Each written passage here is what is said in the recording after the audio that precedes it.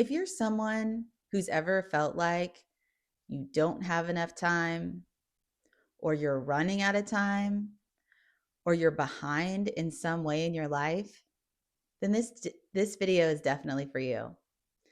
Today, I'd like to talk about time scarcity and how believing that we don't have enough time is actually creating the circumstance of not having enough time.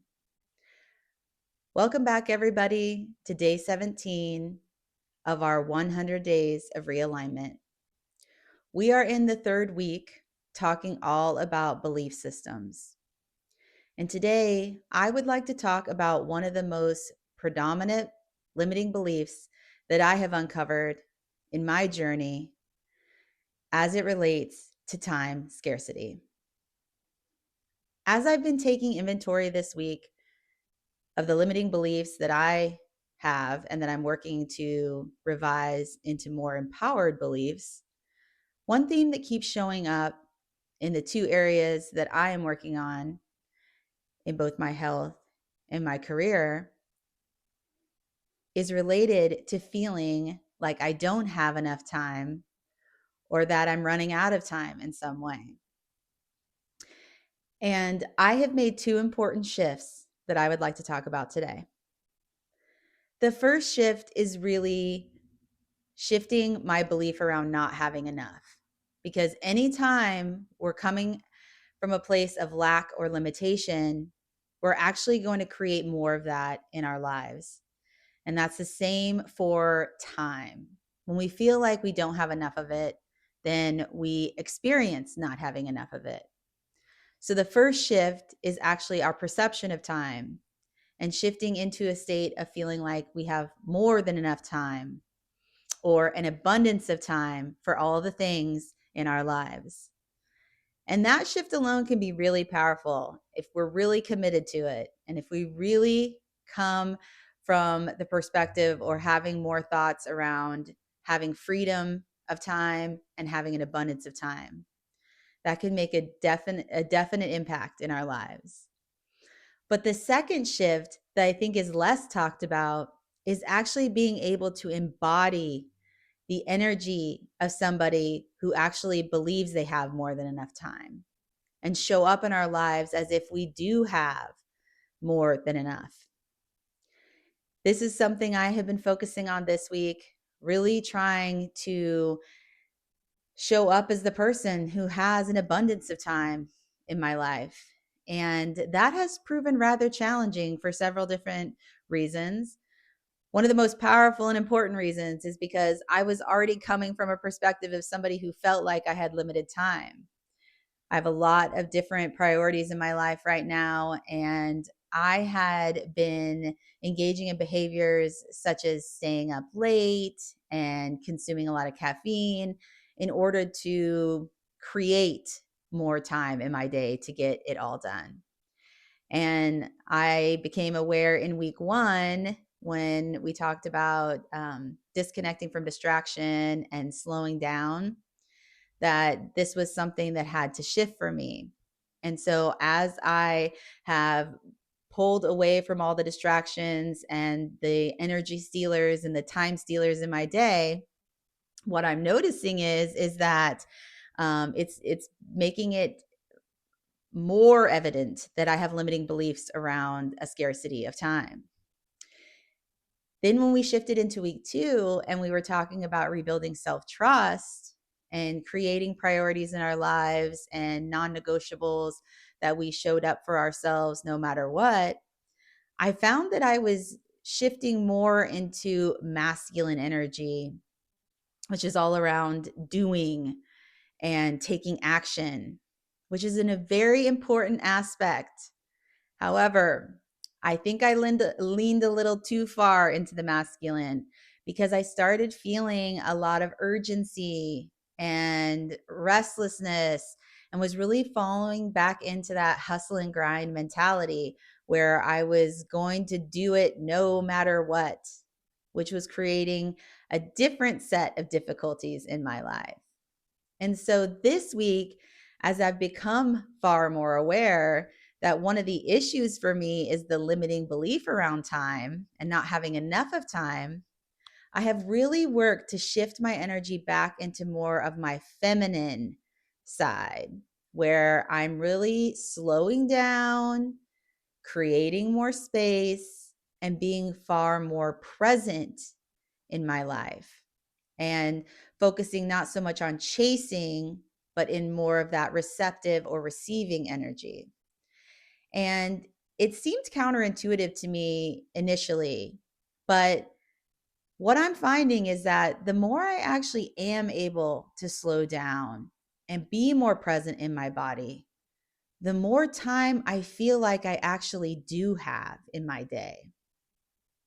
Because when I was in that dysregulated state where my nervous system had a lot of that sympathetic energy, of that urgency and restlessness, and I was multitasking a lot, and I was running around trying to get so many things accomplished all at one time, that I was having a hard time staying clear and focused and being able to actually do the things and accomplish the goals that I had set out for myself, because I felt so, I guess the word's chaotic.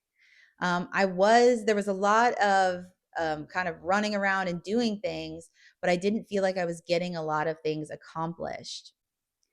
And so as I have shifted out of that and really been focusing on being in more of a regulated parasympathetic state and coming at my day and my life and the tasks and the responsibilities that I have to do from a state of slowness, being intentional, kind of creating more space and being present in my body, I'm finding that it's far easier to be clear and to be able to get things done more timely, and then to feel like I have more space in my day.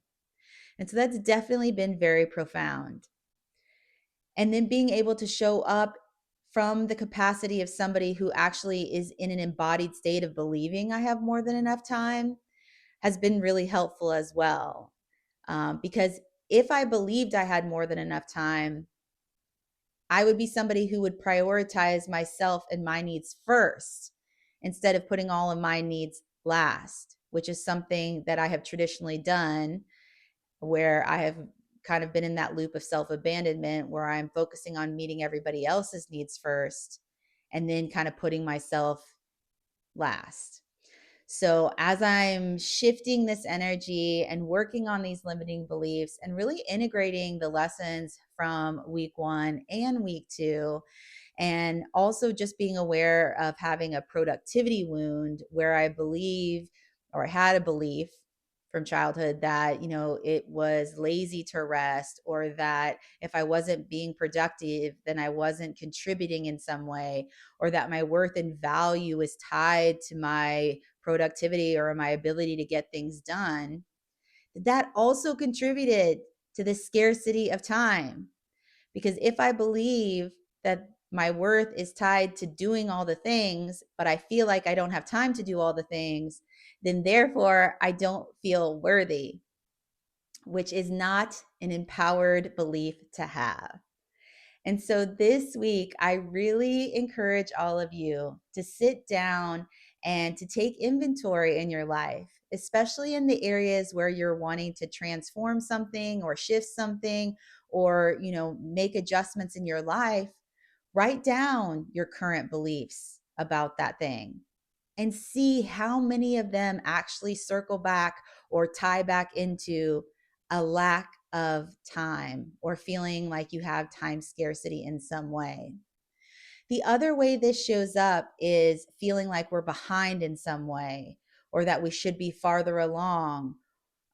That's also time scarcity. That's the comparison trap of believing that we should be farther along in our lives, or towards meeting a goal, or even in this 100 days of realignment, feeling like we aren't making enough progress, or that we haven't done enough, made enough changes or done enough things to manifest a specific outcome within this realignment.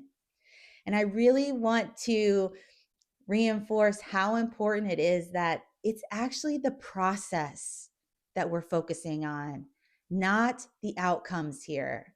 Because anytime we're attached to an outcome, we're putting that thing on a pedestal and we're making it very important. And we're actually creating separation from that thing, and we're pushing it away. And so the more that we can put ourselves up on that pedestal and prioritize ourselves and our needs and detach from any specific outcome, the more magnetic we become.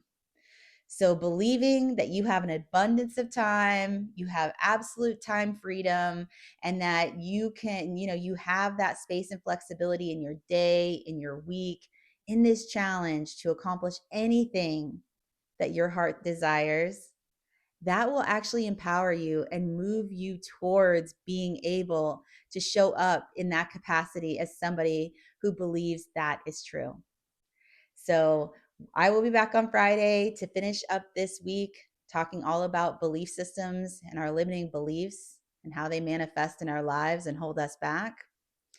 Until then, my friends, I will talk to you soon. Take good care. Bye-bye.